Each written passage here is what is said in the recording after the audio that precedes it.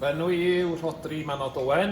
Rwy'n gweithio yma yn Coleg Glynllifon ers dros 20 mlynedd wan.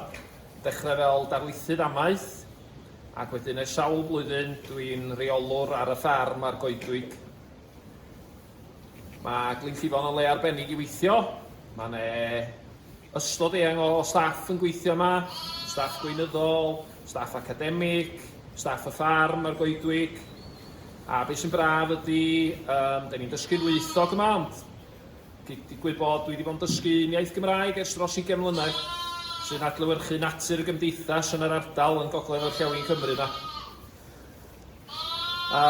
Mae'n braf cael gweithio yn Glynllifon, mae'n le unigryw, yma yng nghefn gwlad, ac wrth gwrs mae y staff a'r myfyrwyr a'r rhan fwyaf o'r cwmnïau a'r busnesau da ni'n cydweithio fo yn siarad Cymraeg. Yma, sy'n ni'n dweud bod 95% o'n wythnos I o fywyd teuluol, I fywyd cymdeithasol, I fywyd proffesiynol yn cael ei wneud drwy'r gyfrwng yr iaith Gymraeg.